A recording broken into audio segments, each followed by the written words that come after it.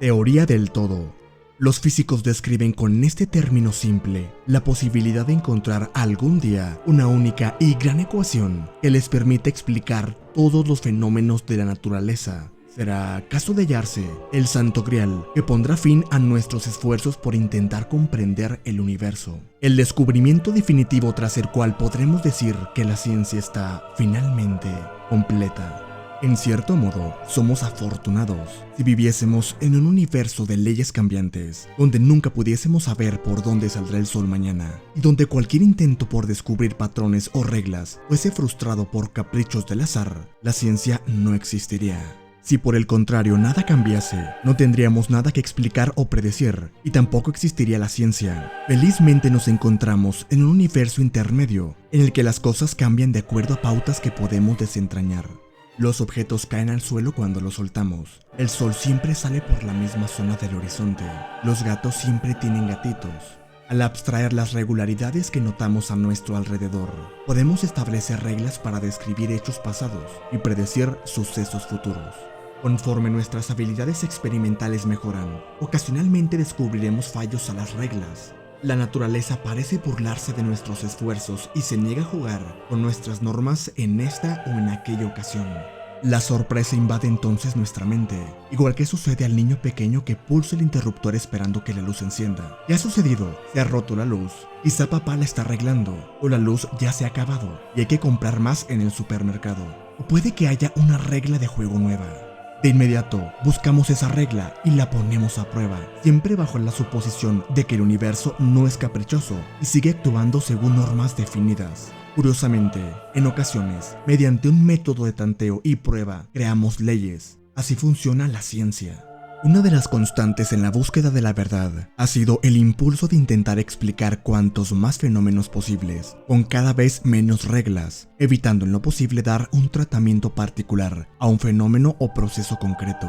Esta táctica no siempre tiene éxito, pero cuando lo tiene suele convertirse en la antesala de nuevos descubrimientos. La norma de que los objetos caen al suelo cuando los soltamos se rompe con el contraejemplo de un gorrión. Enseguida nos preocupamos por estudiar este caso particular y descubrimos el mundo de los fluidos, la presión y la ecuación de Bernoulli. Ahora también el vuelo de los pájaros tiene una explicación. Hemos aprendido algo más. Sucede, sin embargo, que nadie sabe cuántas leyes naturales existen. Las constituciones y tratados que han de regir el curso de los acontecimientos naturales se redactan pensando en el contenido y la función, no en el número de epígrafes. ¿Cómo legisla el universo? Tal vez sea una copia a gran escala de nuestro mundo caprichoso, que necesita distintas leyes en distintos territorios. O por el contrario, quizá sea un todo unido y armónico, con una carta de naciones esperando en algún lugar a que nosotros la descubramos. Surge entonces la gran pregunta: si cada vez menos leyes rigen el comportamiento de cada vez más aspectos de la naturaleza, ¿cuántas leyes necesitamos para explicarlo todo? ¿100? ¿10? ¿Solo una? Averiguar si hay una única ley que lo explique todo, que nos permita hallar todas las respuestas, es uno de los enigmas más profundos a que se ha enfrentado el hombre. Los mejores pensadores han trabajado intensamente en ello durante siglos, y hasta la fecha solamente tenemos una respuesta honrada: no lo sabemos, nadie lo sabe. Lo cierto es que el camino hacia la unificación de la física fue siempre largo e incierto. Veremos en este libro las vueltas que ha dado desde los clásicos hasta nuestros días. La tesis aristotélica de los 4 elementos se basó en deducciones mentales, hechas del margen del comportamiento real de la naturaleza, y en ausencia de algo mejor, fue aceptada durante cientos de años.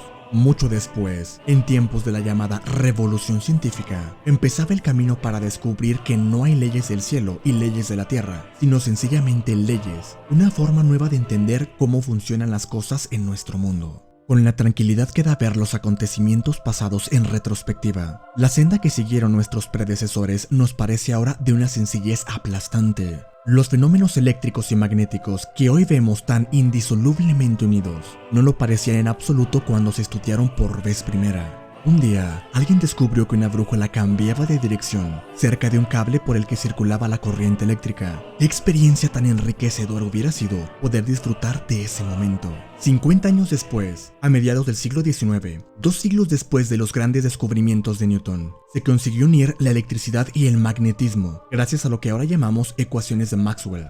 Luego vinieron tiempos fascinantes para ser físico. El electromagnetismo exigía que la velocidad de la luz fuese siempre la misma. Pero ¿cómo es eso posible? La luz debería viajar más velozmente si la linterna se mueve. Eso era algo de sentido común. Fue entonces cuando los nuevos físicos aprendieron una importante lección. Si quieres seguir adelante, debes dejar tu sentido común a la entrada. Quizá por eso Einstein tuvo tanto éxito. El gran maestro consiguió dejar al margen el sentido común para construir la nueva física. Luchó duramente para conseguir un mundo en el que la velocidad de la luz fuese una constante universal, y lo consiguió. Extendió sus conceptos geométricos del espacio-tiempo para explicar la gravedad más allá de Newton, y también lo consiguió. Su siguiente meta, unificar los campos gravitatorio y electromagnético, parecía un objetivo fácil de alcanzar, casi inevitable. Podemos imaginárnoslo frente a su mesa, temblando de excitación ante la posibilidad de crear, por fin, la gran teoría única que lo explique todo. Pobre amigo Albert, jamás lo consiguió y murió intentándolo. Hay que reconocer que los retos a que se enfrentaron él y sus colegas fueron colosales. Primero apareció la mecánica cuántica, con sus probabilidades, sus incertidumbres y sus partículas fantasma. Luego fue el turno de la relatividad, sus límites de velocidad, sus agujeros negros y su espacio-tiempo curvo. Por si no era suficiente, aparecieron las interacciones nucleares. De repente, las fuerzas unificar pasaron de 2 a 4. Las teorías físicas se fueron haciendo más y más complejas para acomodar un verdadero sub de partículas y subpartículas que poblaron nuestros colisionadores. Cuerdas, simetrías, branas, rupturas espontáneas, espuma cuántica, universos multidimensionales. Mientras tanto, los experimentos diseñados para descubrir los secretos del cosmos nos traen respuestas, pero también nos plantean nuevas preguntas. En la actualidad disponemos de dos grandes conjuntos de leyes para explicar todos los fenómenos del universo.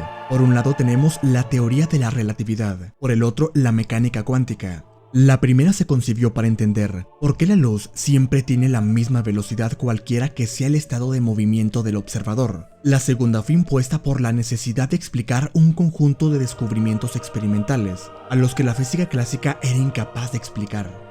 Ambas teorías han sido elevadas a la categoría de leyes, a pesar de que la inercia nos puede y seguimos llamándolas teorías, y forman parte imprescindible de la física. Pero a pesar de su indudable valía y del hecho incuestionable de que reproduzcan una gran cantidad de fenómenos naturales, con un grado de precisión altísimo, las teorías de la relatividad y la cuántica adolecen de un grave problema de fondo: no son mutuamente compatibles. Como el agua y el aceite, cada una de esas dos grandes teorías resulta de gran utilidad por sí sola, pero no pueden mezclarse. Los grandes descubrimientos realizados durante el siglo XX se basaron en la suposición de que podíamos utilizar ambas teorías por separado. Cuando las necesitamos a ambas, tenemos un problema. Como amantes caprichosas, la mecánica cuántica y la relatividad pugnan por conseguir nuestra atención exclusiva, pero el universo las necesita a las dos. ¿Por qué? Muy sencillo, porque rigen nuestras vidas conjuntamente. Por mucho que no podamos entender la combinación de sus elementos, ambas teorías se aplican en cualquier tiempo y lugar, de modo que deben coexistir les guste o no.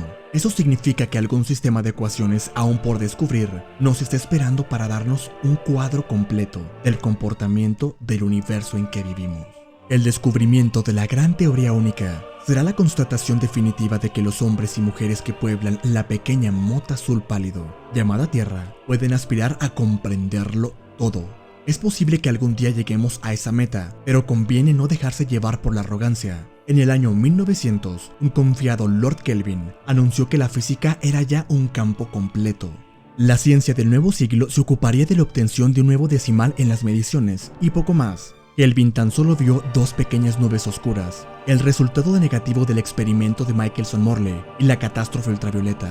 Muy pocos años después, esas dos nubecillas se extendieron de tal forma que dieron lugar a la teoría de la relatividad y la mecánica cuántica. En cierta ocasión, Einstein, cuando niño, deseó saber qué se sentía viajando junto a un rayo de luz. Fue su revelación la que le llevó de la mano y le dio aliento durante el resto de su vida. Eso le llevó a una vida de búsqueda en pos de lo que él calificó como conocer los pensamientos de Dios. Lo demás, decía, es accesorio. En ello siguen sus herederos intelectuales. El hombre ha descubierto las 4 fuerzas fundamentales, ha explorado las fronteras de lo infinitamente pequeño y lo infinitamente lejano.